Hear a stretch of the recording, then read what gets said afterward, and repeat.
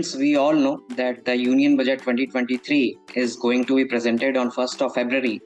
And as our Honorable FM is gearing up for stirring that tasty and delicious halwa for the halwa ceremony, we can also pin our hopes that this Budget 2023 and especially the Finance Bill 2023 also turns out to be as sweet and delicious as the halwa itself, and it contains all the essential ingredients of a growing economy and a stable taxation regime.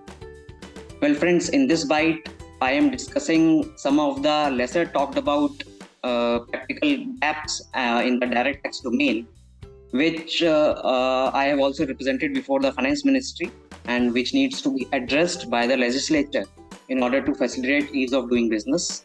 So I fondly call them as my budget wish lists or the bucket list of my budget wish lists. So my first budget wish list is the reduction in the time period for issuance of TDS verification notices under Section 201 or 201(1)(a) of the Income Tax Act. Friends, in order to provide certainty and conclusiveness to the annual return filing exercise, we all know that the time period for issuance of notice for regular assessment under Section 143(2) has been reduced to 3 months from the end of the financial year in which the return is being filed. So for financial year 21-22, the time period for issuance of notice under Section 143(2) is 30th of June 2023. Similarly, the Finance Act 2021 has also reduced the time period for issuance of reassessment notice under Section 148 from the erstwhile 6 years to 3 years in which the escapement of income is less than rupees 50 lakhs. So all these measures are aimed at reducing the tax uncertainty and to render stability to the return filing exercise. However, still there is a very big exception to this relief measures, and in fact I should say that a very big elephant is still roaming freely in the room and which is somehow not being looked upon by the legislature, and that is there is an elephant in the room syndrome. So this TDS, but as per the current provisions, subsection 3 section 200 provides 201 provides that the TDS verification notice can be issued for as long as up till 7 years from the financial year in which the expenditure has been incurred.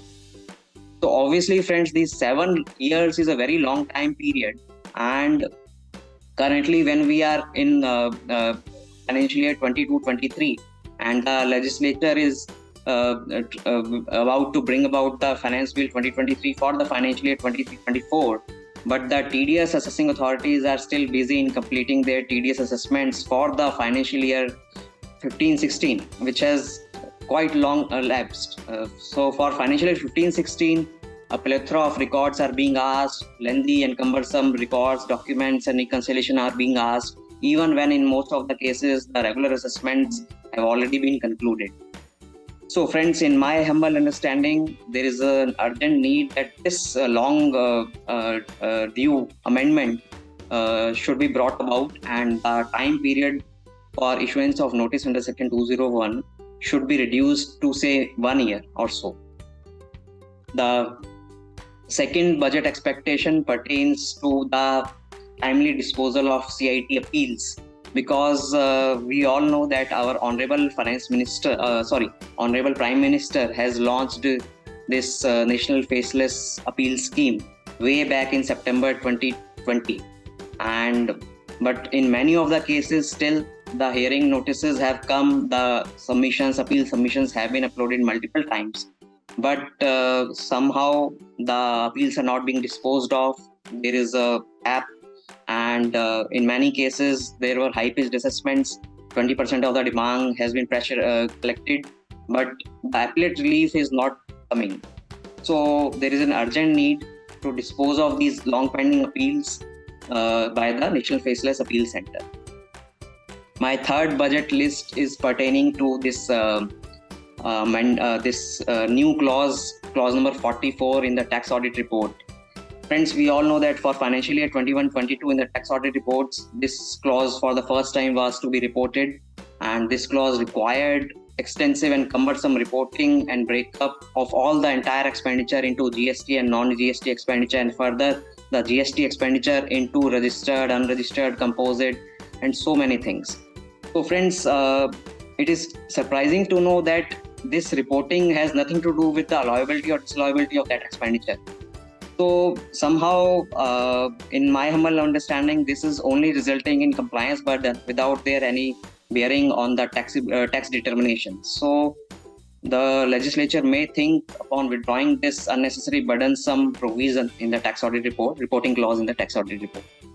And my fourth budget list is that, friends, in the last budget, in the budget speech, our Honorable Finance Minister has talked about repealing the Special Economic Zone Act 2005, and the Dash bill is still in the talks. However, the Dash bill is still to see the light of the day. But friends, the current exemption under Section 80LA, in order to facilitate the gift city units establishments. So, however, in Section 80LA, there are references to the eligible units from the Special Economic Zone Act 2005. But now, since this Special Economic Zone 2005 is to be repealed, therefore there is a need to make suitable amendments in the Section 80LA also, with the necessary references to this new Dash bill as and when it is being inserted. And my fifth budget expectation is pertaining to this Rule 8D blind application, because friends, in many cases this Section 14A disallowance and along with this Rule 8D are being used as a demand raising instruments without there being commensurate justification. Because in many cases, in fact, the bonds issued by the REC and PFC and NHAI bonds with the interest income which is tax-free, but just because this nominal tax-free income has been earned, but because the balance sheet of the SSC contains some huge value investments, therefore 0.5% of that investments are blanketly being added in Section 14A, which should not be done, and necessary amendment should be brought about. In fact, last year's budget amendment that the 14A disallowance and Rule 8D application can still be made even if there is no exempt income, needs to be revisited, because that is creating some practical problems for all the SSCs.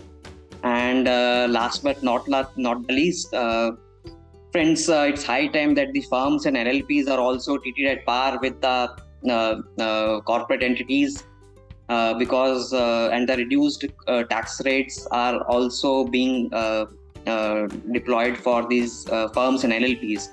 Because I fail to understand the reason that why this differentiation has been created, wherein the corporate entities are being taxed at 15% or 22%, but the firms and LLPs are being taxed at the maximum marginal rate, that is 35%. So it's high time that the firms and LLPs are also being given the benefit of this reduced taxation, subject to the fulfillment of other conditions.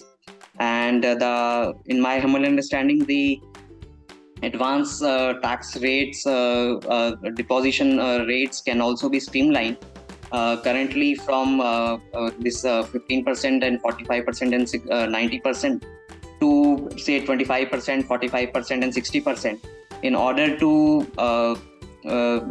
increase the disposable income in the hands of all the SSCs and to revive the economy. So friends, these are my budget expectations from the upcoming budget, and I sincerely hope that our Honorable Finance Minister is listening to all these things and kindly share these budget expectations as much as possible, so that it reaches the necessary eyes and ears. So that's it for today. Take care. Goodbye.